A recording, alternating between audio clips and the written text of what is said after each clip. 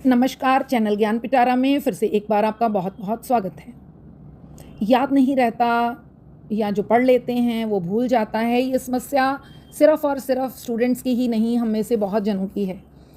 आज ज़्यादा बात तो स्टूडेंट्स पे होगी क्योंकि पढ़ के भूलना और फिर एग्ज़ाम में दिक्कत आना ज़्यादा समस्या उनको होती है। लेकिन ये वीडियो ऐसी वीडियो है जिसमें हम सबको अपने मतलब की कुछ चीज़ें कि हम चीज़ों को याद कैसे रखें, ज़रूर टिप्स मिल जाएंगे।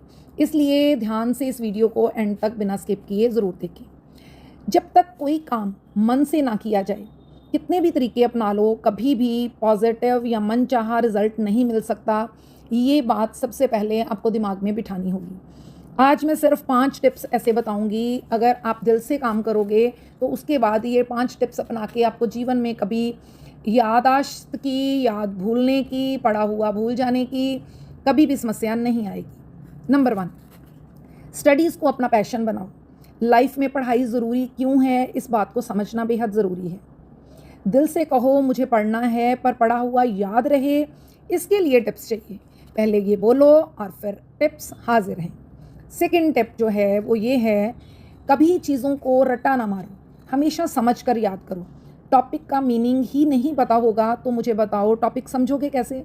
जब भी कोई चीज़ पढ़ने लगते हो उसका अर्थ पहले समझो, फिर उस टॉपिक को पढ़ने से आपको क्या लाभ मिलने वाले हैं लाइफ में ये भी पता हो तो फिर तो सोने पे सुहागा। New words and tough words जो भी उस टॉपिक में आए हैं उनको अंडरलाइन ज़रूर करो और उनके सिंपल मीनिंग भी याद करो। Learn new words but their simple words, यानी उनके पर्यायवाची या जिनको हम साइनोनिम्स बोलते हैं उनका भी आपको पता हो। इस तरह से आपकी वोकेबलरी जो है वो कितनी बढ़ जाएगी।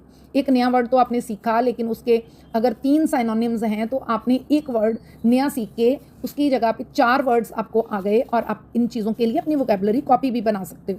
आपको जितनी लैंग्वेजेस आती हैं, अलग अलग लैंग्वेजेस की अलग अलग जो है वो वोकेबलरी बुक बन जाती है, वो भी एक अच्छा आइडिया है। थर्ड टिप है रिवीज़न।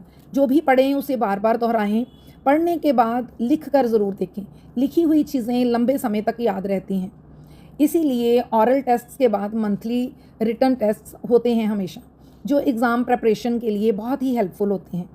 रोज़ पढ़ा हुआ शाम को और फिर वीकली बेसिस पर उन चीज़ों की रिवीज़न ज़रूर करें, इसी तरह मंथली बेसिस पर।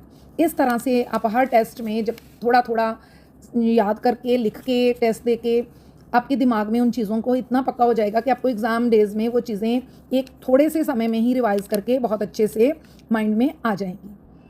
और फोर्थ टिप है ग्रुप डिस्कशन।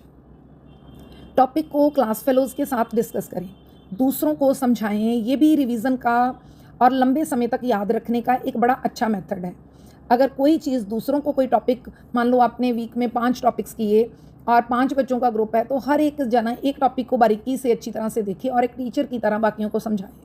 इस तरह से वो 5 के 5 टॉपिक जो हैं वो आप सबको अपने क्लास फेलोज़ के लेवल पे जाके जब समझ आएंगे तो वो टीचर के पढ़ाए हुए और इसके सुमेल से बहुत ही लंबे समय तक याद रहेंगे।